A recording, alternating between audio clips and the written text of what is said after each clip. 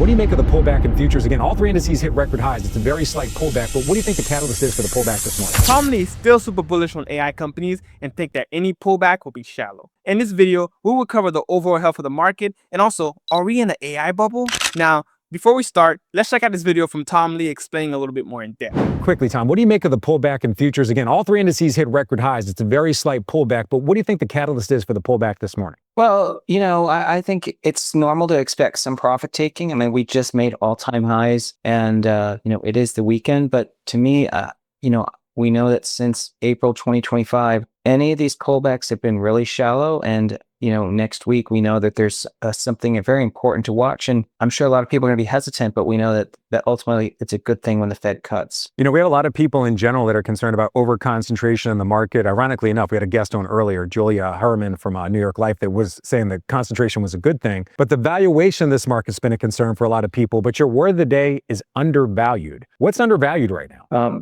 Frank, I think Oracle surging 41% after they report earnings tells me that AI is an undervalued sector, because how else do you explain a stock that is as large as Oracle gaining as much as it is unless it shows investors are really underestimating the future growth of AI? Just to be clear, what's undervalued? Are we talking about the chip sector? Are we talking about software? Are we talking about the hyperscalers? Are we talking about the Mag 7? Or is it everything in your mind? Well, I wouldn't want to be too specific because, AI is still a 5 or 10-year story. And so I wouldn't want to be trying to drill this down into just a really narrow set. I think AI as a theme is continually underestimated because I think a lot of people think this is money being spent without return. Oracle is showing you that there's a lot of future growth. So with that in mind, Tom, your pick for us today is the IWM ETF, a small cap ETF. If AI is undervalued, why aren't you saying your pick for us today is a Palantir, an Oracle, a Vistra that helps power some of these data centers? Why are you going to the small caps? Well, a couple of reasons. First of all, Frank,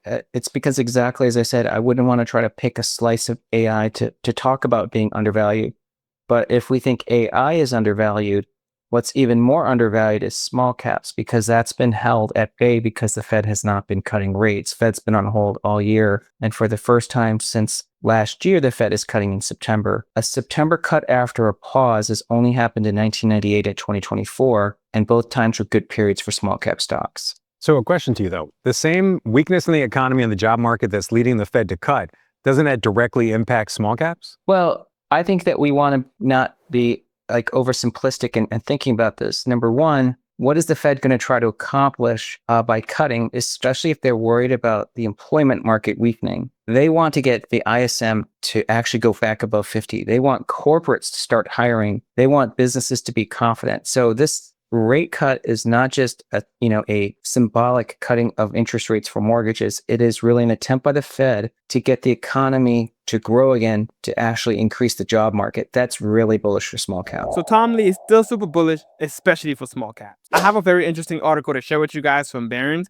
The title is IPO Mania is Back. Is it a dot-com bubble all over again? With the initial public offering, markets springing back to life, it's hard not to think about Pets.com. When it went public in February 2000, versus the 1990 dot-com bubble, the company shut down in November 2000. The new crop of IPOs, finger crossed, will flip better than Pets.com, but there's no denying it that it's an excessive enthusiasm about IPO, particularly any company that can claim crypto or artificial intelligence is a big part of this narrative. Buy now, pay later company Klarna made its debut Wednesday, and its stock quickly surged more than 30%. Klarna is one of the latest long parade of hot IPOs this summer, including stablecoin leader Circle Internet Group.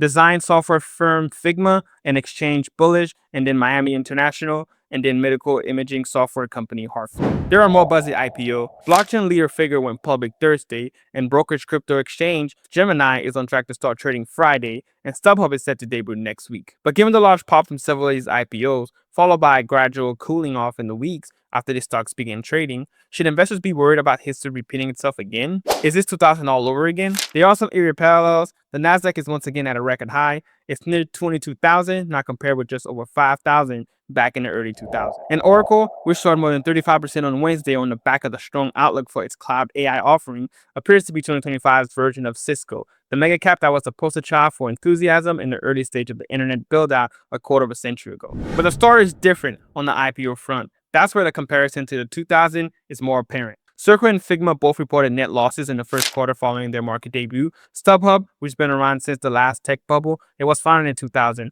It's a mature tech company with nearly $1.8 billion in revenue last year, but it's still losing money. Klarna and Gemini ain't profitable either, but that's a potential red flag. Interestingly, profitability isn't a requirement of upcoming IPOs. None of them have been consistently profitable, said Phil Hassett, co-founder of Chief Strategy Officer at EquityZen. Hassett noted that there's been a strong investor appetite for fast-growing, innovative companies after a drought of IPOs in the recent years, adding that the retail demand has been a driving force. Retail traders are clearly fueling the hype around IPOs, which often enjoy big pops because only a limited amount of shares are available on the first day. That's why it often makes more sense for a longer-term investor to consider buying shares of a newly public IPO to wait until insiders are allowed to sell stock. Those are so-called lockup periods, usually expire 120 days after the IPO. But experts still think it may be a mistake to declare this a 2000 all over again for the broader tech sector. For one, valuation is more rational, and also the Magnificent 7 index is trading at 32 times earning estimate. That's not cheap, but it isn't bubbleliciously expensive like the early 2000 either, when the Nasdaq 100 traded at 60 times forward earning. Currently, the index is trading at 31 times forward earnings. We don't see valuation as particularly stretched, according to Katie from Chief Investment Strategist with Element Financial Engine. We're not speculating as much about future earnings, she added. This wave of tech change is still in its early stage, but it's already producing tangible use case, and it isn't just about AI. So stocks like NVIDIA, Broadcom, Meta, Alphabet, and Amazon probably won't suffer the same fate as Pet.com did in early 2000, or Cisco for that matter. But the jury is still out there whether this year class of IPO will still be around, let alone thrive in 2050, or even a few years from now. That's it for today, folks. Don't forget to like and subscribe to the channel, and click on the link below for my stock community.